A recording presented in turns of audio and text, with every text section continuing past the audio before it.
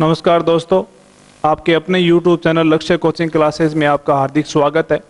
पिछली क्लास में हमने पढ़ा था प्रस्तावना के बारे में।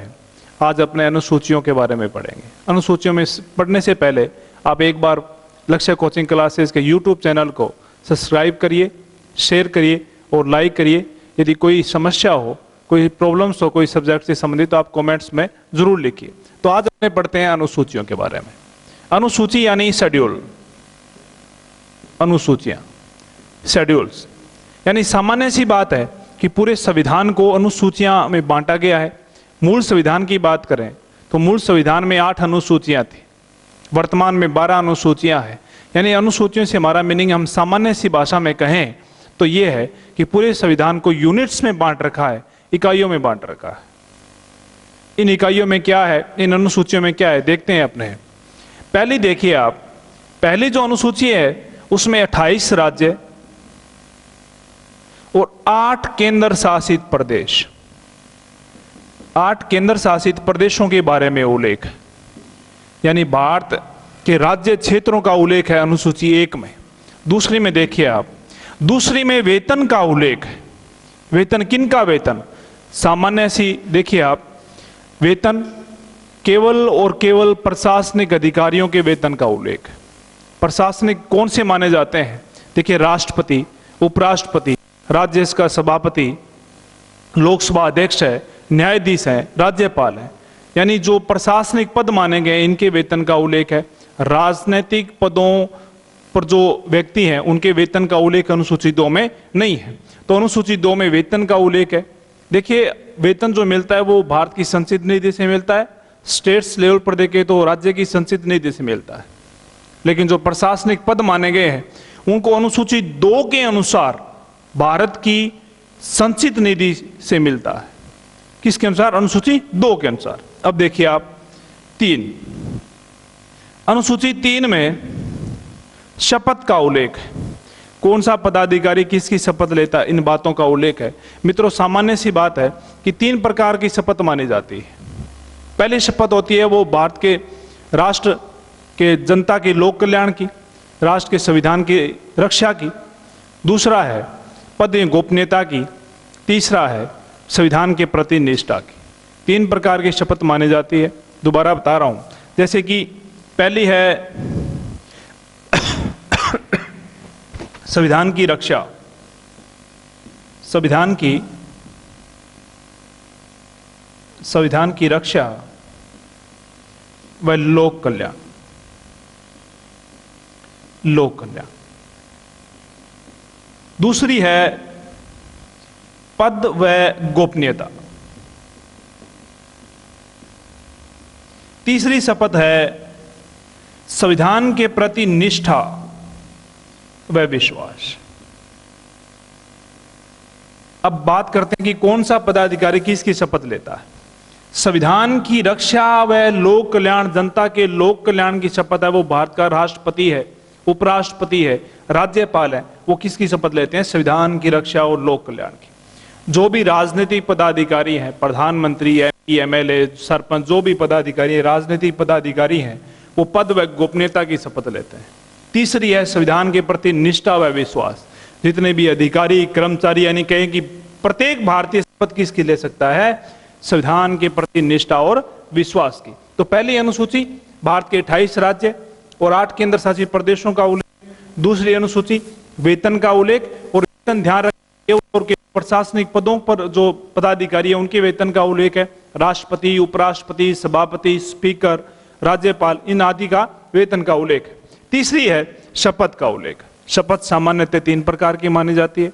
हमने पढ़ा संविधान की रक्षा और लोक कल्याण, पद व गोपनीयता, संविधान के प्रति निष्ठा और विश्वास। अब देखिए आप चौथी अनुसूची। चौथी अनुसूची में किसका बंटवारा किया गया? देखिए आप चौथी अनुसूची में किसका उल्लेख है। देखिए, चौथी अनुसूची में उल्लेख है राज्यसभा की सीटों का आवंटन। राज्यसभा की सीटों का आवंटन, किस राज्य में कितनी कितनी सीटें होगी, इस बात को दर्शाया गया है अनुसूची 4 में। कैसे दर्शाया गया है? देखिए, राज्यसभा की सीटों का आवंटन है वो 10 लाख की जनसंख्या पर एक किया गया है। एक सीट है वो कितनी जनसंख्या पर? लगभग 10 लाख की। वर्तमान में बात करें तो वर्तमान में राज्यसभा में अधिकतम सीटें कितनी है? 250 है। वर्तमान में है कितनी? 245 है। बात करें राजस्थान की, राजस्थान में राज्यसभा की सीटें कितनी है? 10 है। हरियाणा की बात करें, हरियाणा में राज्यसभा की सीटें कितनी है? 5 है। कहने का मतलब ये है कि राज्यसभा में किस राज्य में कितनी कितनी सीटें होगी, ये बात बताएगी किस अनुसूची में? 4 में। अब अपनी नेक्स्ट अनुसूची आती है अनुसूची 5। अनुसूची 5 में क्या है? देखिए, अनुसूची 5 में है कि भारत का जो अनुसूचित क्षेत्र है, भारत का जो अनुसूचित क्षेत्र है, अनुसूचित जनजातीय क्षेत्र है, अनुसूचित क्षेत्र, अनुसूचित जनजातीय क्षेत्र, इनका प्रशासन व नियंत्रण का उल्लेख।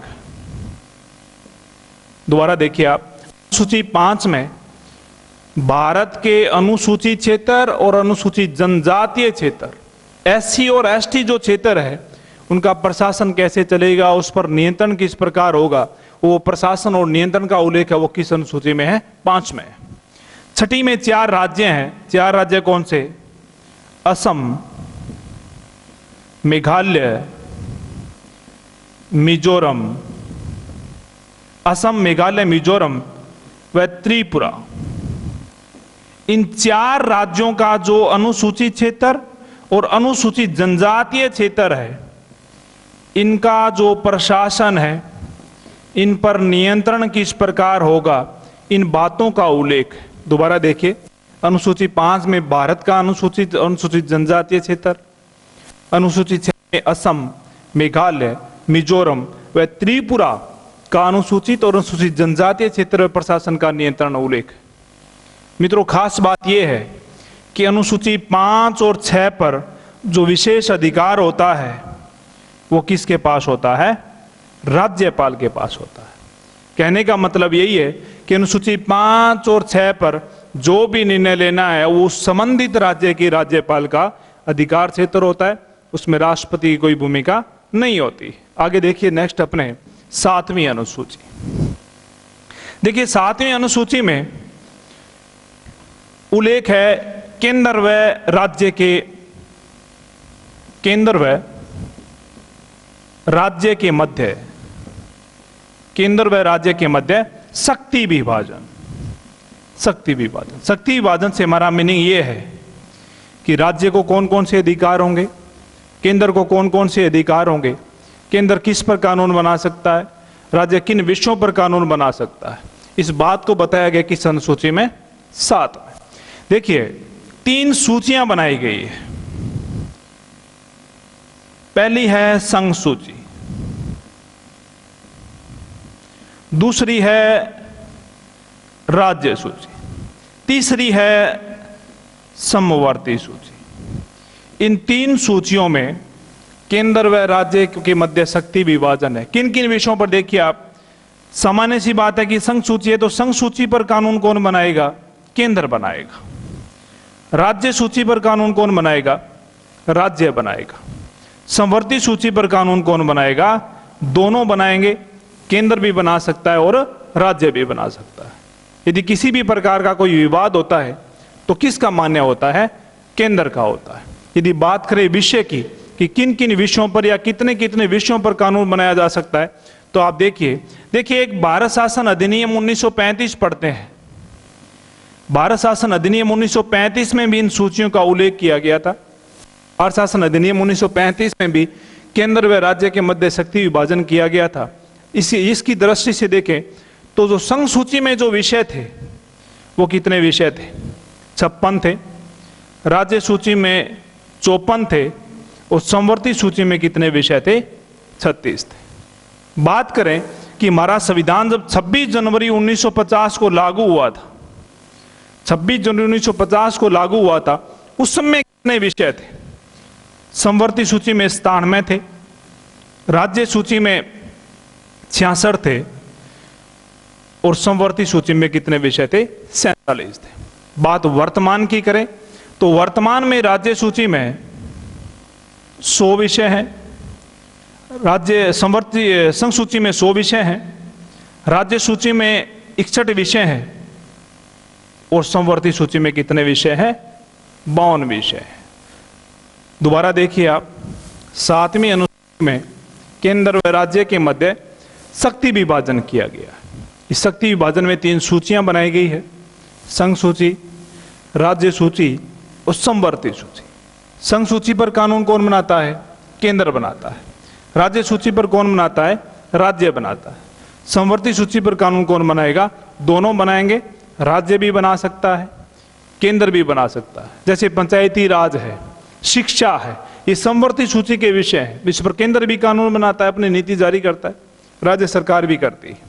बात करें विषय की, तो जो भारत शासन अधिनियम 1935 जो भारतीय संविधान का आधार माना जाता है, भारतीय संविधान का 70-75% है वो भारत शासन अधिनियम 1935 है। उसमें क्या व्यवस्था थी? उसमें व्यवस्था थी कि संघ सूची में कितने विषय? 56, राज्य सूची में 54 और समवर्ती सूची में 36। बात करें कि भारत का जब संविधान लागू हुआ था, यानी कह सकते हैं कि मूल संविधान में कितने विषय थे संघ सूची में? 97, 66 और 47। वर्तमान की बात करें, वर्तमान में संघ सूची में 100 विषय हैं, कई बार 99 भी पूछे जाते हैं। दूसरा, राज्य सूची में 61 और समवर्ती सूची में कितने हैं? 52 विषय। मित्रों, 5 विषय, राज्य सूची के 5 विषय 42वें संविधान संशोधन 1976 में किस सूची में शामिल कर दिए? समवर्ती सूची में शामिल कर दिए। इसमें शिक्षा है, वन है, वन्य जीव, बाट, मापतोल, परिवार नियोजन आदि से संबंधित जो राज्य सूची के विषय थे वो वर्तमान में किस सूची में शामिल कर दिए हैं? समवर्ती सूची में कर दिए गए। तो 3 सूचियां हैं, संघ सूची, राज्य सूची और समवर्ती सूची। मित्रों, एक अलग सूची है, उसे कहते हैं अवशिष्ट सूची, उन्हें अवशिष्ट शक्तियां भी कहते हैं। वो क्या है देखिए आप, वो इनसे अलग है, इसका उल्लेख अनुसूची 7 में नहीं है। एक है अवशिष्ट विषय, अवशिष्ट शक्ति भी कहते हैं, अवशिष्ट सूची भी कहते हैं। देखिए, इनका उल्लेख है वो अनुच्छेद 248 में, यानी अनुच्छेद 248 में अवशिष्ट विषयों का उल्लेख है। इस पर कानून बनाने का जो अधिकार है वो संसद को है। किसको है? संसद को। अवशिष्ट विषय कौन से होते हैं? अवशिष्ट विषय जैसे कि नई टेक्नोलॉजी से संबंधित है, 2G, 4G, 5G, यानी नई टेक्नोलॉजी, हार्डवेयर है, सॉफ्टवेयर से संबंधित कोई संशोधन है, ये सारे के सारे अवशिष्ट माने जाते हैं। इस पर अधिकार है वो संसद को है, और अवशिष्ट विषयों का उल्लेख है वो अनुच्छेद 248 में है। नेक्स्ट अपनी अनुसूची आती है 8वीं, यानी मूल संविधान की अंतिम अनुसूची। संविधान लागू हुआ था, उसकी अंतिम अनुसूची है 8वीं।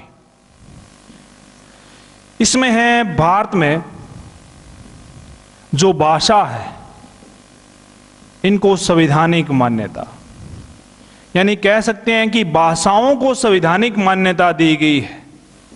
भाषाओं को संवैधानिक मान्यता दी गई है। कितनी भाषाएं वर्तमान में कितनी हैं? वर्तमान में 22 भाषाएं। हमारा संविधान लागू हुआ था उस समय कितनी भाषाएं थी? 14 थी। दोबारा देखिए, अनुसूची 8 में भारत में जो भाषाएं हैं उनको संवैधानिक मान्यता दी गई है। संविधान लागू हुआ था उस समय 14 भाषाएं थी, वर्तमान में 22 भाषाएं हैं। कौन कौन से? देखिए कब कब क्या हुआ था। देखिए आप, 8वीं अनुसूची में जो 15वीं भाषा जोड़ी गई थी, मूल संविधान में कितनी थी? 14। जो 15वीं भाषा जोड़ी गई थी वो जोड़ी गई थी सिंधी। सिंधी जोड़ी गई थी 21वां संविधान संशोधन 1967 में। दोबारा देखिए, 14 भाषा मूल संविधान में, संविधान लागू हुआ था उस समय 14 भाषा थी, 15वीं भाषा थी वो सिंधी जोड़ी गई, संशोधन 21वां संविधान संशोधन 1967। बाद में 3 भाषाएं जोड़ी गई, एक थी नेपाली, एक थी मणिपुरी, एक थी कोंकणी। और शॉर्ट में आप याद करना चाहिए तो नमक, न से नेपाली, मैं से मणिपुरी, कैसे कोंकणी। इन 3 भाषाओं को जो जोड़ा गया था वो जोड़ा गया था 71वां संविधान संशोधन 1992 में, यानी 71वें संविधान संशोधन 1992 के द्वारा 3 भाषाओं को अनुसूची में जोड़ा गया।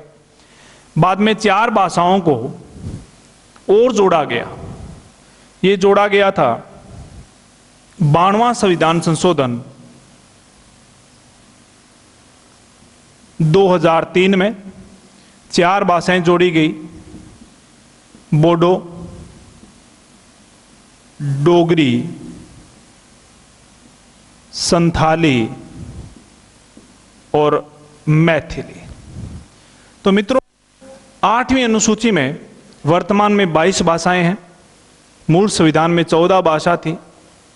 हिंदी, संस्कृत, पंजाबी, ये सारी संवैधानिक भाषाएं हैं।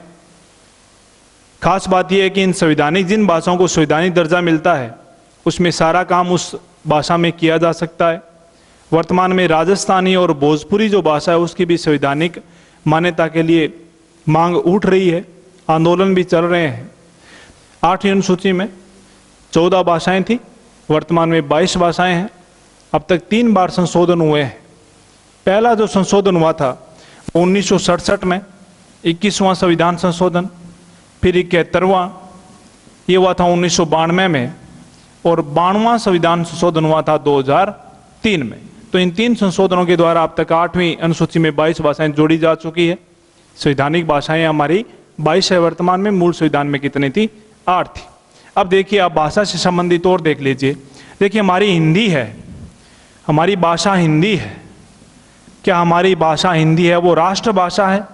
नहीं, ये राजभाषा है। क्या है? राजभाषा है। यानी अनुच्छेद 243 में, 343 में हमारी भाषा हिंदी है, वो क्या है? राजभाषा है। एक बात और है, अनुच्छेद 344 में राष्ट्रपति को ये अधिकार है, राष्ट्रपति को ये अधिकार है कि वो राजभाषा आयोग का गठन कर सकता है। अनुच्छेद 344 में कहा गया है कि राष्ट्रपति भाषा से संबंधित कोई विवाद हो या भाषा से संबंधित कोई संश्लेषण विश्लेषण करना हो तो राजभाषा आयोग का गठन कर सकता है। कौन? राष्ट्रपति। की संसद में? 344 में। देखिए, अब तक 1 बार राजभाषा आयोग का गठन हुआ है। पहला जो राजभाषा आयोग का गठन किया गया 1955 में बीजी खेर की अध्यक्षता में। बीजी खेर यानी बाल गंगाधर खेर की अध्यक्षता में एकमात्र पहला राजभाषा आयोग का गठन किया गया था 1955 में। तो मित्रों, ये मूल संविधान की अनुसूचियां थी। मूल संविधान की अनुसूचियां 8। पहली देख लीजिए दोबारा आप। पहली अनुसूची में उल्लेख भारत के 28 राज्य और 8 केंद्र शासित प्रदेश। दूसरी अनुसूची में वेतन। तीसरी अनुसूची में शपथ की बात की गई है। चौथी अनुसूची में जो किस राज्य में कितनी कितनी राज्यसभा की सीटें होगी, यानी राज्यसभा की सीटों का आवंटन किया गया है। 5वीं अनुसूची में भारत का जो अनुसूचित क्षेत्र, अनुसूचित जनजातीय क्षेत्र है, इनका प्रशासन व नियंत्रण किस प्रकार चलेगा, इस बात का उल्लेख।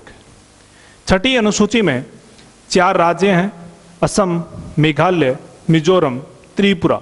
इनका जो अनुसूचित जनजातीय क्षेत्र है, इनके प्रशासन व नियंत्रण के बारे में उल्लेख है।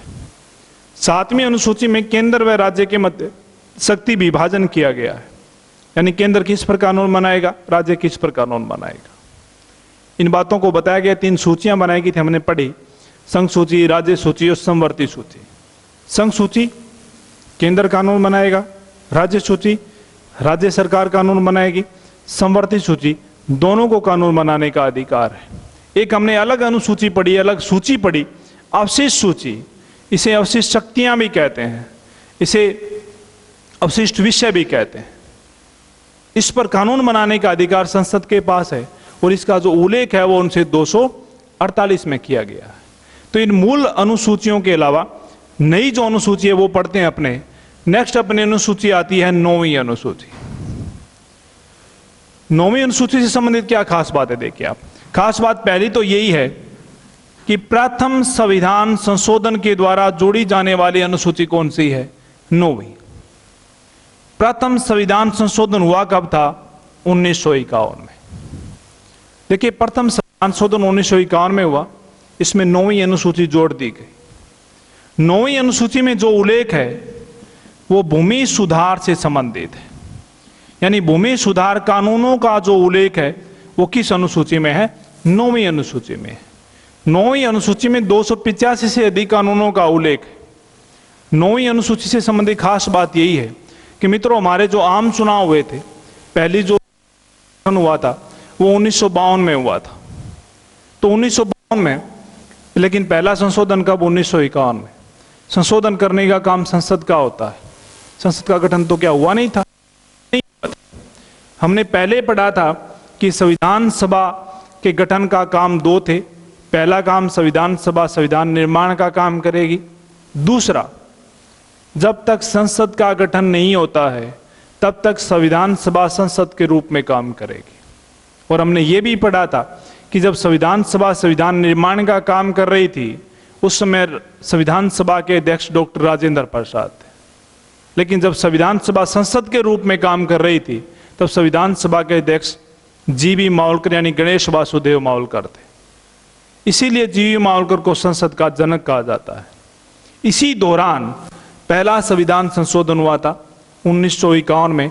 तो कह सकते हैं कि संविधान सभा के द्वारा जोड़ी जाने वाली अनुसूची कौन सी है? अनुसूची 9 है। इसमें किस बात का उल्लेख है? भूमि सुधार कानूनों का उल्लेख है। 285 से अधिक कानून इसमें जोड़े गए हैं। प्रत्येक राज्य से के अधिकार इसमें है भूमि सुधार से संबंधित। लेकिन इसमें और भी है। वर्तमान में जो मुद्दा एक छाया हुआ है, एक आरक्षण है। आरक्षण से संबंधित देखिए आप क्या आरक्षण, देखिए एससी और एसटी को जो आरक्षण दिया गया है वो संविधान लागू हुआ था उस समय दे दिया था। यानी मूल संविधान के भाग हैं एससी और एसटी आरक्षण। यदि प्रश्न पूछा जाए एससी और एसटी आरक्षण को जो आधार है वो क्या है? एससी और एसटी को आरक्षण देने का आधार है वो क्या है? जाति है। क्या है? जाति है। नया जो आरक्षण दिया गया जिसमें बहुत सारा विवाद भी हुआ था, विश्वनाथ प्रताप सिंह की सरकार में जो आरक्षण दिया गया यानी अन्य पिछड़ा वर्ग यानी ओबीसी, अन्य पिछड़ा वर्ग या ओबीसी। मित्रों, अन्य पिछड़ा वर्ग से संबंधित कई आयोग बनाए गए पिछड़ों की सामाजिक स्थिति का अध्ययन करने के लिए। 1953 में पिछड़ों की सामाजिक स्थिति का अध्ययन करने के लिए 1953 में काका कालेलकर की अध्यक्षता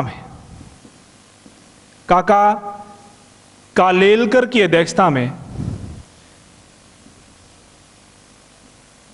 एक आयोग का गठन किया गया जिसका उद्देश्य अन्य पिछड़ा वर्ग या पिछड़ों की सामाजिक स्थिति का अध्ययन करना था, उद्देश्य था।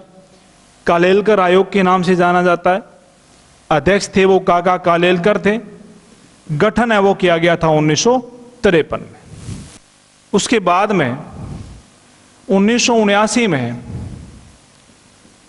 पिछड़ों की सामाजिक स्थिति का अध्ययन करने के लिए एक और आयोग बनाया गया जो मंडल आयोग के नाम से जाना जाता है।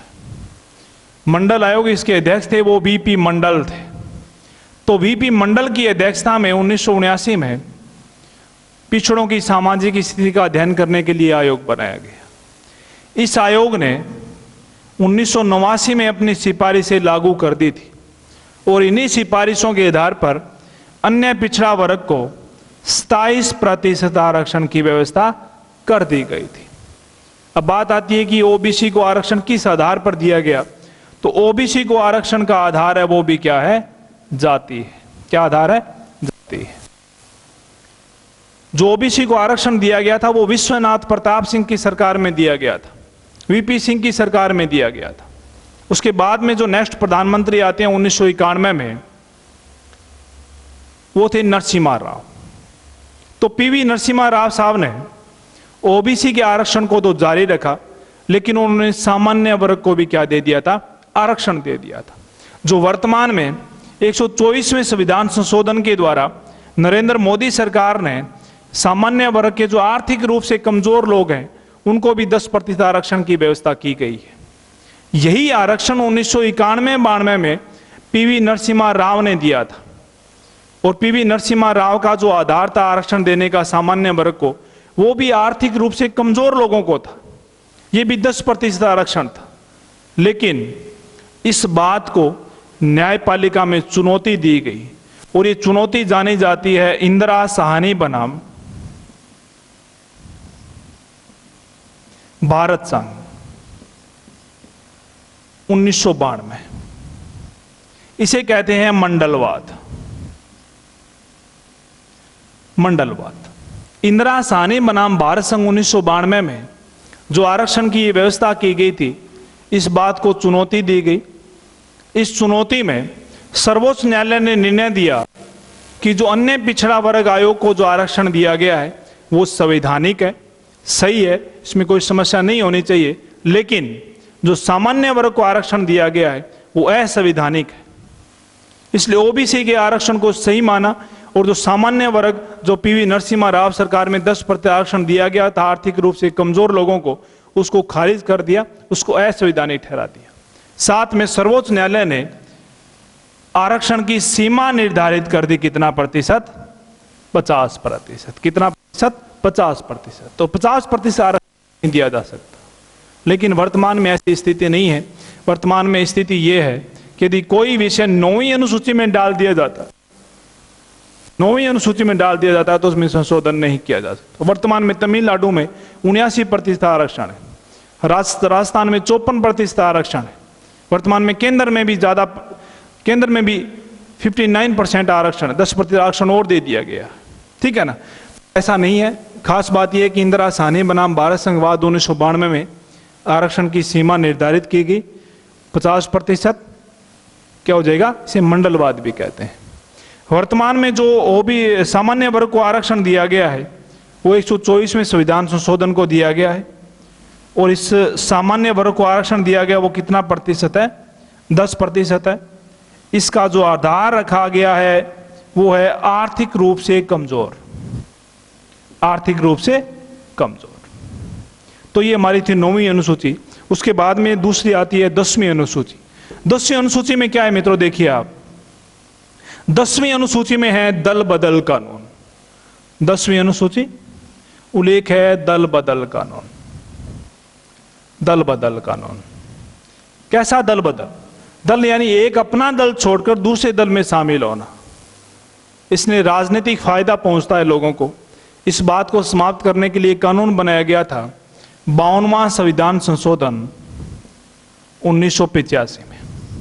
तो 52वां संविधान संशोधन 1985 में यह अनुसूची जोड़ी गई थी, 10वीं अनुसूची। दल बदल कानून का उल्लेख है। क्या व्यवस्था की गई थी? कहा गया था कि यदि कोई भी दल 1/3 से अधिक, कोई भी दल यदि 1/3 से अधिक, किसी भी पार्टी के सदस्य 1/3 से अधिक दूसरी पार्टी में शामिल होते हैं तो उनकी सदस्यता समाप्त नहीं होगी। दोबारा सुनिए, 10वीं अनुसूची जब जोड़ी गई थी 52वें संविधान संशोधन 1985 के द्वारा, तो इस दल बदल कानून में व्यवस्था की गई थी कि यदि किसी भी पार्टी के 1/3 से अधिक सदस्य किसी दल में शामिल होते हैं तो उनकी सदस्यता बनी रहेगी, उनकी सदस्यता समाप्त नहीं होगी। ये व्यवस्था की गई थी 52वां संविधान संशोधन 1985 में। लेकिन एक संविधान संशोधन हुआ 51वां संविधान संशोधन 2003 में अटल बिहारी वाजपेयी सरकार में। इसमें इस 1/3 की शर्त को हटा दिया गया। अब व्यवस्था की गई कि यदि किसी पार्टी का पूरी की पूरी पार्टी यदि शामिल होती है, दोबारा सुनिए, 51वां संविधान संशोधन 2003 में क्या व्यवस्था की गई? अटल बिहारी वाजपेयी के कार्यकाल में व्यवस्था की गई कि यदि सारी की सारी पार्टी, सभी सदस्य यदि दूसरी पार्टी में शामिल होते हैं तभी उनकी सदस्यता समाप्त नहीं होगी। लेकिन यदि किसी पार्टी का पूरी पार्टी ना शामिल होकर एक सदस्य यदि शामिल होता है, 5 सदस्य शामिल होते हैं, यानी सारे सदस्य शामिल ना होकर कुछ एक सदस्य दूसरे दल में शामिल होते हैं तो उनकी सदस्यता समाप्त हो सकती है। 1/3 की शर्त को हटा दिया गया। वर्तमान में यही व्यवस्था है। 91वें संविधान संशोधन 2003 में व्यवस्था क्या है कि यदि किसी सदस्य की सदस्यता बचानी है, किसी पार्टी को बचाना है, तो उस पार्टी के सभी सदस्य दूसरी पार्टी में शामिल हो जाएं तो सदस्यता बनी रहेगी, वरना उनकी सदस्यता क्या हो जाएगी? निरस्त हो जाएगी। लेकिन ये विवादित सा कानून है। कारण क्या है? कारण ये है कि इस दल बदल कानून पर निर्णय जो लेता है वो सदन का अध्यक्ष लेता है। कोई भी सदस्य एक दल छोड़कर दूसरे दल में शामिल होता है तो उसकी सदस्यता समाप्त करनी है या नहीं करनी है, यह बात डिसाइड कौन करता है? सदन का अध्यक्ष। जैसे ये बात लोकसभा में कौन डिसाइड करेगा? स्पीकर करेगा। ये बात राज्यसभा में कौन करेगा? सभापति निर्धारित करेगा। विधानसभा में विधानसभा का अध्यक्ष करता है और विधान परिषद में वहां का सभापति करता है। कहने का मतलब, यदि विधानसभा का सदस्य दल बदलता है तो विधानसभा का अध्यक्ष फैसला करेगा। यदि राज्यसभा में ऐसा होता है तो राज्यसभा का सभापति करेगा। लोकसभा में ऐसा होता है तो स्पीकर करेगा। लेकिन दल बदल कानून का जो उल्लेख है वो किस अनुसूची में है? 10वीं अनुसूची में। अधिकतर एग्जाम्स में पूछी भी जाती है। 52वां संविधान संशोधन 1985 में इस अनुसूची को जोड़ा गया था। प्रश्न ये भी बन सकता है कि दल बदल से संबंधित कानून है, उस पर निर्णय कौन लेता है? तो उस पर निर्णय संबंधित सदन का अध्यक्ष लेगा। उस सदन का अध्यक्ष लेगा। राज्यसभा में राज्यसभा का सभापति, लोकसभा में स्पीकर, विधानसभा में विधानसभा का अध्यक्ष और विधान परिषद में विधानसभा का अध्यक्ष। दोबारा सुनिए आप, ये तो हो गया दल बदल कानून से संबंधित निर्णय कौन लेगा? सदन का अध्यक्ष। मान लीजिए कोई सदस्य दल बदल नहीं करता है, किसी सदस्य पर भ्रष्टाचार लगा हो, किसी यदि सदस्य ने अपने देश की नागरिकता छोड़ दी हो, कोई सदस्य पागल हो गया हो, दिवालियापन हो गया हो, ऐसी स्थिति में भी, या लाभ के पद पर हो, ऐसी स्थिति में भी उस सदस्य की सदस्यता समाप्त हो सकती है। ये बात कौन करेगा? ये फैसला कौन लेगा? देखिए आप, कोई यदि सदस्य दिवालियापन, पागलपन, या फिर कहें कि नागरिकता से संबंधित कोई विवाद, या कहें कि लाभ के पद से संबंधित कोई विवाद, या कहें कि भ्रष्टाचार से संबंधित किसी प्रकार के आरोप या आरोप सिद्ध हुए हों, ऐसी स्थिति में यदि किसी सदस्य की सदस्यता पर निर्णय लेना है तो जो केंद्र स्तर है, राष्ट्रीय स्तर है, संघ स्तर पर ऐसा होता है तो ये फैसला कौन लेगा? राष्ट्रपति लेगा। कौन लेगा? राष्ट्रपति। और यदि राज्य स्तर पर ऐसा होता है तो ये फैसला कौन लेता है? राज्यपाल लेता है। कौन लेता है? राज्यपाल लेता है। दोबारा सुनिए आप, दल बदल से संबंधित कोई सदस्य करता है ऐसा, दल बदल कानून के तहत कोई अनुशासनहीनता करता है तो उसकी सदस्यता समाप्त हो सकती है। ये सदस्यता समाप्त करेगा संबंधित सदन का अध्यक्ष। लेकिन भ्रष्टाचार से संबंधित आरोप सिद्ध हुए हों, दिवालियापन है, पागलपन है, नागरिकता से संबंधित कोई विवाद है, या फिर लाभ के पद से संबंधित कोई विवाद है, ऐसी स्थिति में भी उस सदस्य की सदस्यता समाप्त हो सकती है। और उसकी सदस्य की सदस्यता पर जो निर्णय लेगा वो राष्ट्रीय स्तर पर यानी लोकसभा या राज्यसभा के सदस्यों के पर निर्णय लेगा वो राष्ट्रपति लेगा। राज्य स्तर पर यानी विधानसभा या विधान परिषद से संबंधित कोई सदस्य पर निर्णय लेना है तो ये राज्यपाल लेगा। लेकिन इसमें जो सिफारिश होती है वो अनुच्छेद 324 के तहत कौन करता है? निर्वाचन आयोग करता है। कौन करता है? निर्वाचन आयोग। तो कह सकते हैं कि निर्वाचन आयोग अनुच्छेद 324 के तहत उस सदस्य की सदस्यता पर सिफारिश करता है और इस सिफारिश को केंद्र स्तर पर राष्ट्रपति और राज्य स्तर पर राज्यपाल बांधता है। किन किन पर? भ्रष्टाचार, दिवालियापन, पागलपन, नागरिकता या लाभ के पद, ऐसी स्थिति में उन सदस्यों की सदस्यता पर निर्णय लेते हैं वो राष्ट्रपति और राज्यपाल लेते हैं। लेकिन सदन का जो अध्यक्ष फैसला लेता है वो दल बदल कानून से संबंधित निर्णय लेता है। ऐसी स्थिति में भी कि उस सदस्य की सदस्यता समाप्त हो सकती है। अपनी नेक्स्ट अनुसूची आती है 11वीं अनुसूची। क्या है? देखिए, साथ साथ पढ़ेंगे अपने 11वीं अनुसूची और 12वीं अनुसूची। अब देखिए 11वीं अनुसूची है। 11वीं अनुसूची में पहली बात है उल्लेख किसका है? तो 11वीं अनुसूची में उल्लेख है पंचायती राज का। किसका उल्लेख है? पंचायती राज। पंचायती राज को संवैधानिक मान्यता दी गई किस अनुसूची में? 11वीं में। 12वीं अनुसूची में है नगरीय निकाय,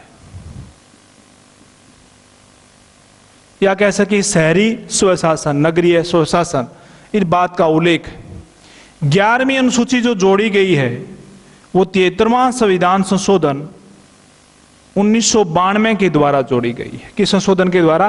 73वां संविधान संशोधन 1992 के द्वारा। 12वीं अनुसूची जो जोड़ी गई है वो है 74वां संविधान संशोधन 1992, 74वां संविधान शोधन 1992।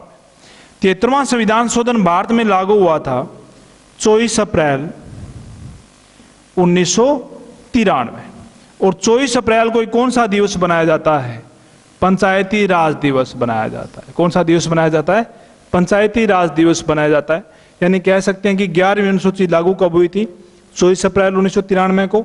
पंचायती राज को किस संशोधन के द्वारा? 73वें के द्वारा। 73वां संविधान शोधन लागू कब हुआ था? 24 अप्रैल 1993 को लागू हुआ था।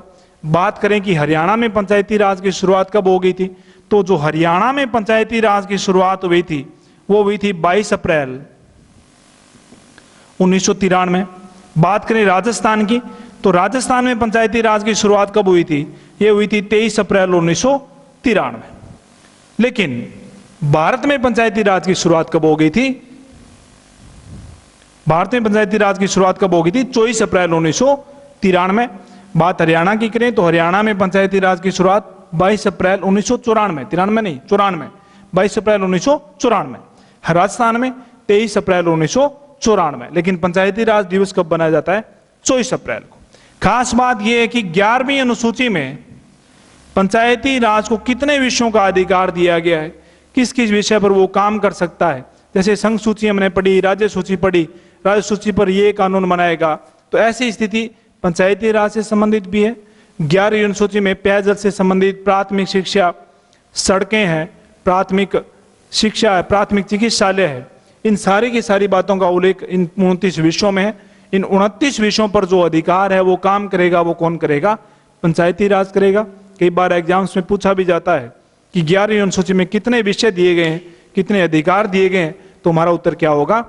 29। अब देखिए 12वीं अनुसूची, किसका उल्लेख? नगरीय निकाय। संशोधन कौन सा? 74वां संविधान शोधन 1992 लागू हुआ था 1 जून 1993। 74वां संविधान शोधन लागू कब हुआ था? 1 जून 1993 को लागू हुआ था। देखिए अब नगरीय निकाय, नगरीय निकायों को कितना अधिकार दिया गया है? नगरीय निकायों को 18 विषयों का अधिकार दिया गया है। नगरीय निकाय, नगर पालिका, 3 स्तर है, नगर पालिका है, नगर परिषद है और नगर निगम है। देखिए दोनों की जो व्यवस्था है वो त्रिस्तरीय व्यवस्था है। कैसी व्यवस्था है? त्रिस्तरीय। त्रिस्तरीय कैसे कह सकते हैं कि 11वीं अनुसूची में 73वें संविधान शोधन 1992 के द्वारा पंचायती राज की त्रिस्तरीय व्यवस्था लागू की गई है। त्रिस्तरीय व्यवस्था कौन कौन सी? देखिए आप, पहली है पंचायती राज, पंचायत, ग्राम पंचायत। पहली कौन सी है? ग्राम पंचायत।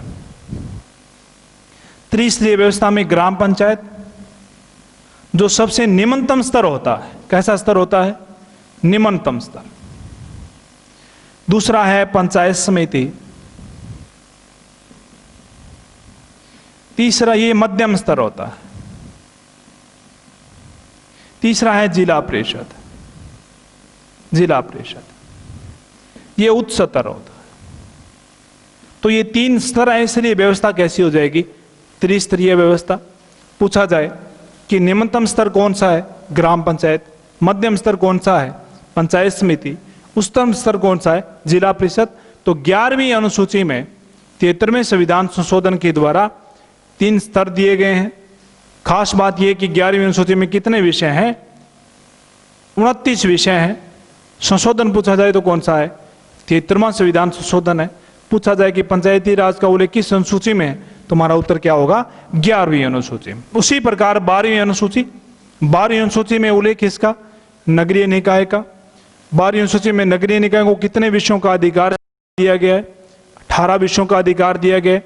18 विषय जिन पर नगरीय निकाय काम कर सकता है। किस संशोधन के द्वारा जोड़ा गया? 74वां संविधान शोधन 1992 के द्वारा जोड़ा गया। 74वां संविधान शोधन लागू कब हुआ था? 1 जून 1993 को लागू हुआ था। नगरीय निकाय के कितने स्तर हैं? 3 स्तर हैं। अब बात करें कौन कौन सा, तो सबसे निम्नतम स्तर होता है वो नगर पालिका, मध्यम स्तर होता है वो नगर परिषद, और तीसरा स्तर है वो नगर निगम। ये 3 स्तर है, इसलिए व्यवस्था कैसी हो जाएगी? त्रिस्तरीय व्यवस्था हो जाएगी। तो मित्रों, आज हमने अनुसूचियों के बारे में पढ़ा।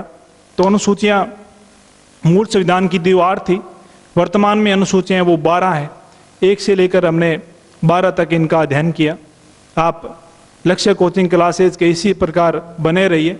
लक्ष्य कोचिंग क्लासेज यूट्यूब चैनल है, उसे आप ज़्यादा से ज़्यादा शेयर करिए, लाइक्स करिए और सब्सक्राइब करिए। ठीक है, धन्यवाद।